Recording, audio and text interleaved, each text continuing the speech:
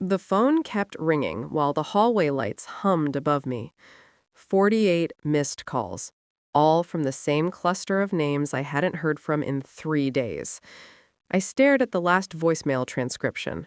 "Answer now, we need you," from my wife's father. I answered on the 49th ring. The nurse down the hall laughed at something small and human. The smell of disinfectant pressed into my throat. My son slept behind a curtain, a blue bracelet loose on his wrist.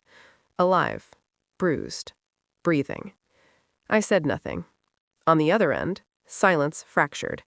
Then a breath, too sharp. "We didn't think you'd see it," he said.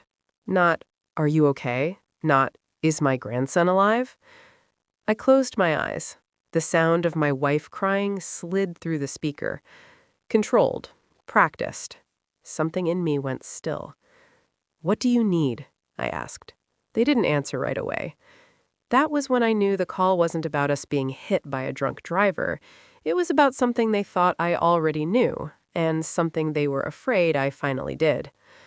3 days earlier, I had texted a sentence so neutral it felt surgical. "We're in the hospital, alive but shaken." No replies. Hours passed. Then the photos appeared. My wife's sisters smiling into champagne flutes, sunlight, linen napkins. My brother's arm draped somewhere just out of frame. Birthday brunch. I remember thinking how quiet betrayal sounds when it happens all at once. Not loud, not dramatic, just absence. My wife never came to the hospital. Not that night, not the next day. Her phone went straight to voicemail. The nurses stopped asking if someone was coming. I told them no.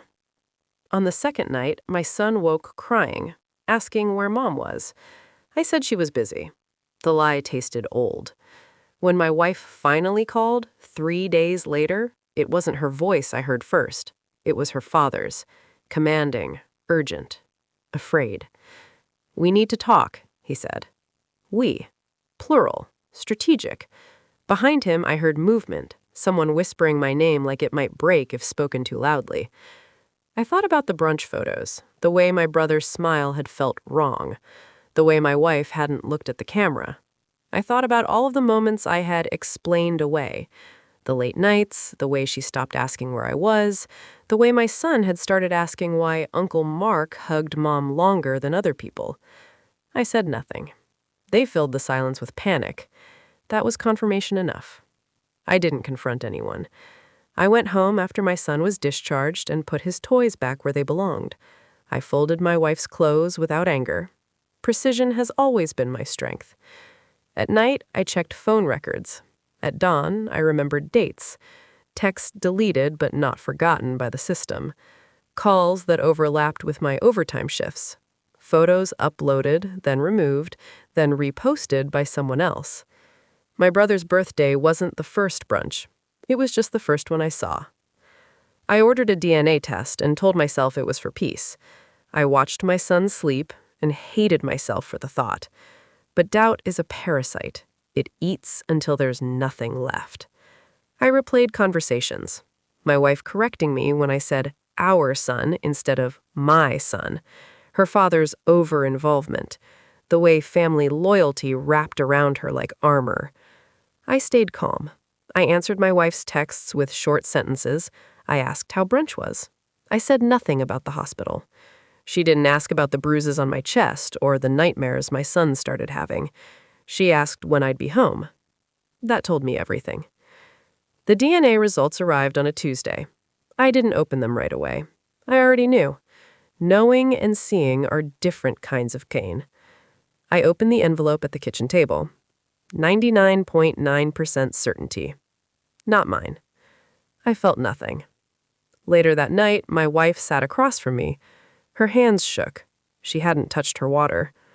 I slid the paper toward her. No explanation, no accusation, just evidence. Her breath collapsed. Her face did something small and helpless. She didn't deny it. "I was going to tell you," she whispered. I nodded. She said my brother's name like a confession she'd rehearsed in the mirror.